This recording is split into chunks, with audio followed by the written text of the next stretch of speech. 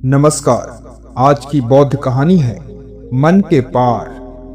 बहुत समय पहले की बात है।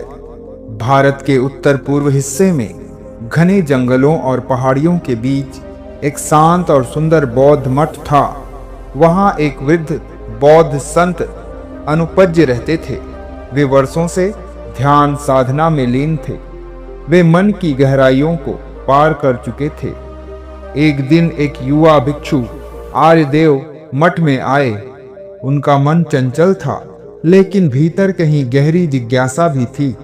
उन्होंने संसार छोड़ दिया था, लेकिन मन अभी भी विक्षिप्त था। अहंकार, इच्छाएं, भय, तुलना और क्रोध सब भीतर मौजूद थे। उन्होंने बौद्ध संत अनुपज्य से निवेदन किया, हे महात्मन, मैं मन से मुक्त होना चाहता हूँ, कृपया मुझे मार्ग दिखाइए। तब संत मुस्कुराकर कहते हैं, क्या तुम वास्तव में तैयार हो?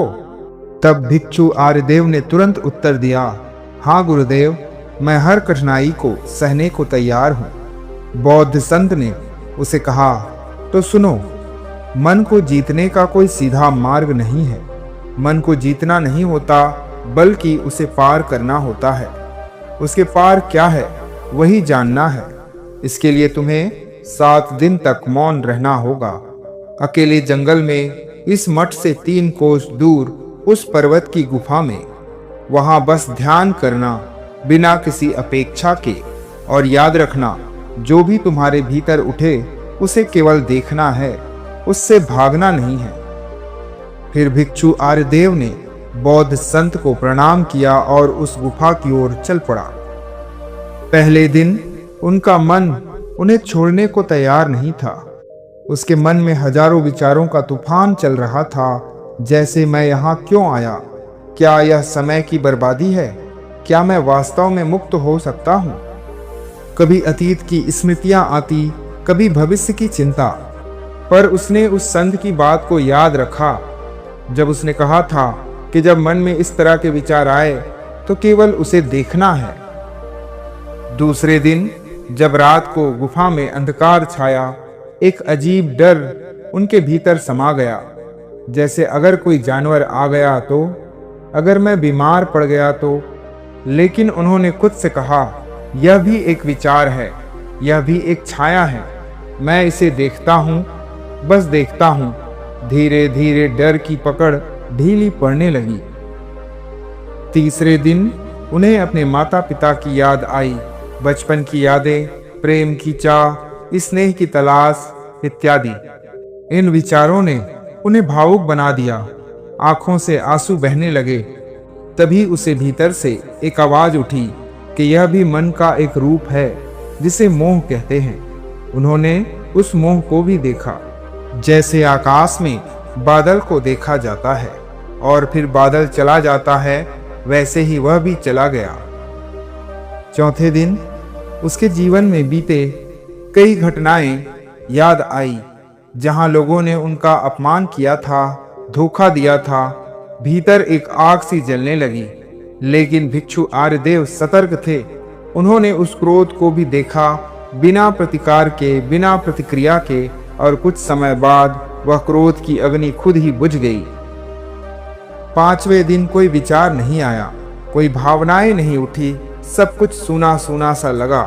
पहले तो उसे लगा कुछ गड़बड़ है, क्या मैं कुछ गलत कर रहा हूँ? लेकिन तभी उन्हें समझ में आया, यह तो वो शून्यता है जिसके बारे में गुरुदेव कहते थे। उन्होंने उस शून्यता को भी देखा, बिना डर के। 6वें दिन उसे एक अजीब सा अनुभव हुआ। ध्यान में बैठते ही उनके भीतर एक विचार आया, अब तो मैं साधक बन गया हूँ, अब तो मैं दूसरों से श्रेष्ठ हूँ। लेकिन कुछ ही पल बाद उन्होंने मुस्कुराते हुए देखा, अहंकार कितने रूपों में आता है। अब यह धार्मिक अहंकार बनकर आया है। उन्होंने उस विचार को भी देखा, पहचान लिया, और वह भी धीरे धीरे विलीन हो गया। 7वें दिन सब कुछ थम सा गया। मन जैसे शांत झील बन गया हो। ना कोई विचार, ना कोई द्वंद्व, केवल मौन, केवल उपस्थिति। इस तरह भिक्षु आर्यदेव की आंखों से आंसू बह निकले। लेकिन इस बार वे आंसू पीड़ा के नहीं थे, यह आनंद के आंसू थे, समर्पण के, सत्य के साक्षात्कार के। अब वह उठे और बौद्ध संत के पास लौटे। तब संत उसे देखकर मुस्कुराए और उससे पूछा, क्या देखा तुमने? भिक्षु आर्यदेव ने विनम्रता से उत्तर दिया, हे महात्मन, मैंने कुछ नहीं पाया, लेकिन सब कुछ पा लिया। मैंने मन के सभी रंग देखे, भय, मोह, क्रोध, अहंकार, और अंत में जब सब कुछ चला गया तब मैं स्वयं को पहली बार देख पाया। तब संत ने कहा, यही ध्यान है, यही बोध है। मन को मारना नहीं होता, उसे देखना होता है। जो देखा जाता है वह तुम नहीं हो सकते, और जो तुम हो वह बस देखता है, गवाह है, साक्षी। अब भिक्षु आर्यदेव पहले जैसे नहीं थे। उन्होंने बौद्ध धर्म के सत्य को अनुभव किया। उनका जीवन स्वयं प्रेरणा बन गया। लोग दूर दूर से आने लगे, केवल उन्हें देखने, उनसे मौन में कुछ सीखने। क्योंकि जब कोई व्यक्ति मन के पार चला जाता है तब उसका अस्तित्व ही एक जीवित उपदेश बन जाता है।